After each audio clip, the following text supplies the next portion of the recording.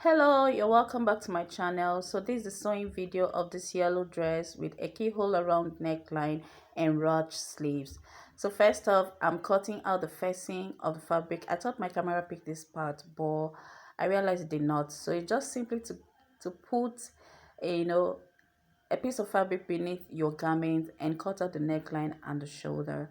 So I did this, depends on how wide and long you want your facing to be, and because I'm making a keyhole for the front, for the front bodies, I had to make it a bit big and long, a bit wide and long. So I cut the same thing for the back bodies, and I'll be joining the shoulder of the facing and that of the main fabric. And when I'm done joining the shoulder, I'll locate the midpoint of the neckline on the facing and that of the garment, and then bring them together by pinning it. And I will ensure that the shoulder seams align, okay, that of the facing and the main fabric. So I'll pin it together and the second shoulder as well, and I'll be taking it to the machine to sew it all round from one end to the other. Okay, I'm turning out the neck first because I won't be able to do this if I have to do the keyhole first. So I've joined, I've turned the neck and top stitch and iron, and this is what it looks like. So the next thing, I'll locate which part I want the keyhole, and in this case it's on the left shoulder. So on the left shoulder I will have to lose this out. Okay, I'll lose this out, and then of the facing and the main fabric. So I'll flip the facing to the front part, okay, and then make sure it is arranged properly. It lies down flat on the front bodies. And from the shoulder, the left shoulder, I will need to draw out the keyhole. So drawing out the keyhole with a chalk, I want to measure that, the channel with which I will turn out the keyhole. So from the midpoint of the neckline, I want to use 1 inch or 1.5 inches, so it will be easy for me to turn it out. So you can use 1 inch, all right, but I went with 1.5 inches. So I just drew out the keyhole the way I could. You can make it better than mine, please. So I drew it, and on the same line that I've drawn, that is where I'll be sewing. I'll sew it on that exact line. Hope you can see it on the exact line. And when I take it to the machine and I've sewn it, I'll be cutting out the allowance about a quarter of an inch, and I'll be cutting it all through, round the keyhole that I've sewn. Okay, just like you can see me do it. So you're cutting it out that way. You can't cut through the seams because that will be making a hole, and it will affect the fabric, it will affect your garment. So you're cutting out that quarter inch all the way around the keyhole that I've drawn. And when I'm done with this, I will turn it out through the other channel, that 1.5 inches I left around the neckline there. So I will turn it inside out, but before I do that, I will have to notch it all round. Okay, now this part is not really compulsory because the allowance we left is just about a quarter inch, but just to be on the safe side, I just had to notch this all round, and I'll bring it out through that channel that I left. Okay, just like you can see me do. So I'll bring it out this way, and I'll take it to the ironing board and give it a good press. Okay, so there we have our keyhole.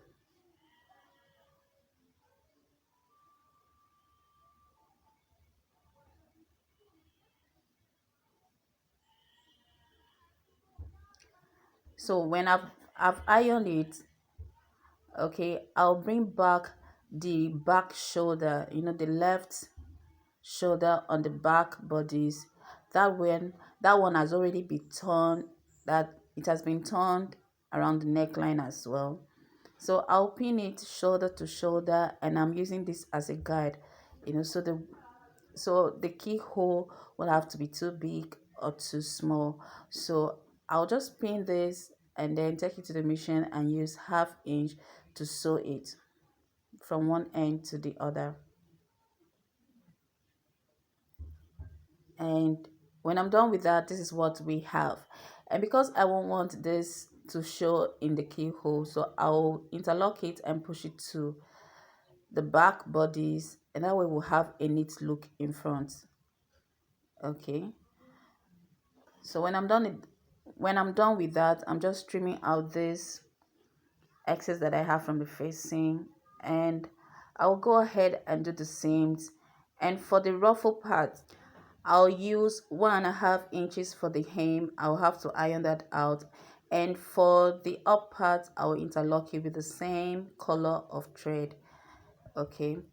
Now for the rope that we'll be using for the ruching, I remember we did 3 inches by 50. So each of it will be for each of the sleeves. So to turn it inside out, I'm using a safety pin and then just pin one part of it and push it through the hole. And as I'm pushing it, I'm dragging it this way so I can turn this out. And when I'm done turning it out, okay, I'll take it to the ironing board and then give it a good press. For the sleeve, I've already joined the midpoint. Remember the allowance we added, and that allowance will serve as a channel for the ropes. But because we'll make it fitted around the elbow, I have to lose the hem of this about 1 to 2 inches upward, and that's it. And I'll be folding in 1/2 inch. Now this way I want to create a channel for the elastic. I'll be using a 1/2 inch elastic for this. So when I'm done creating the channel, I will join it back to the middle of the sleeve. And for the elastic, I'm using 1/2 inch of elastic, and I'll measure it 12 inches because I don't want it too tight.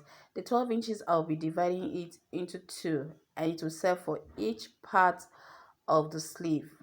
Okay, now I have to do this before I join the sleeve back. So I'll push it through the channel. Each of the channel will have 6 inches of this elastic, and I'll push it from one end to the other, securing it with pins, and then push it out to the other side. And I'll do the same thing and then join it back along the middle of the sleeve. So when I'm done with that, I'll now create the channel for the rope. So like I said, the rope is 25 inches and I'll make it go through the channel, like you can see. So creating the channel, I've already pushed in one of the rope, measuring it 25 inches. So I'll simply be pushing just the way we did with the elastic. That's what I'm doing with this rope. So I'll just push it to the middle and take it all the way to the peak of the sleeve and then secure with pin, after which I'll take it to the ironing board and then sew that down. And when I'm done with that, I'll take out the seam allowance I added for the sleeve. That's our ruche. When you push it upward, that's our ruche. So when I'm done with that, I'll take out my seam allowance.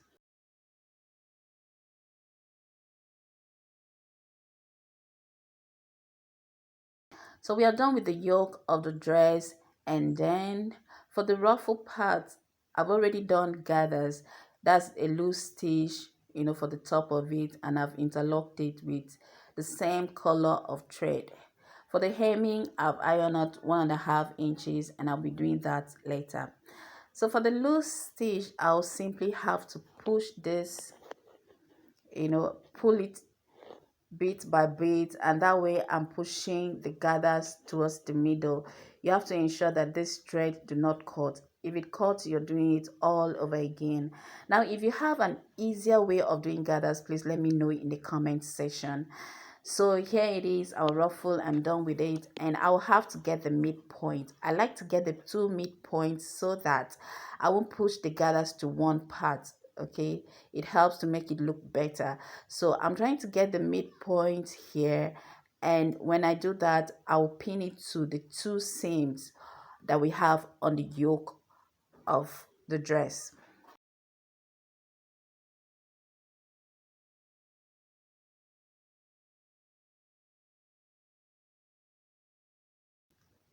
So I'm pinning it on top. Now for this ruffle part, we are not just sewing the normal way. So I'm placing on top.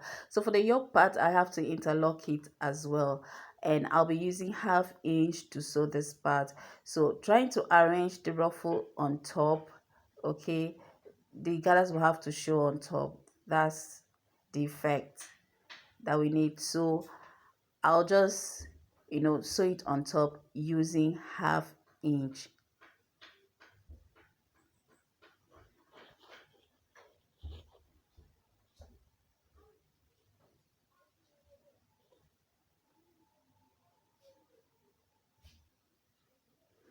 So on the machine here, okay, I have to show this part. So in case you do not understand what I meant by sewing it on top and using 1/2 inch. So there it is. You place it on top and then take it forward, take it upward with 1/2 inch, and you're sewing that same 1/2 inch on the hem of the yoke. Hope you understand. Okay, so you just place it like this and you keep arranging your gathers. I'll be doing the same thing all the way to the other end.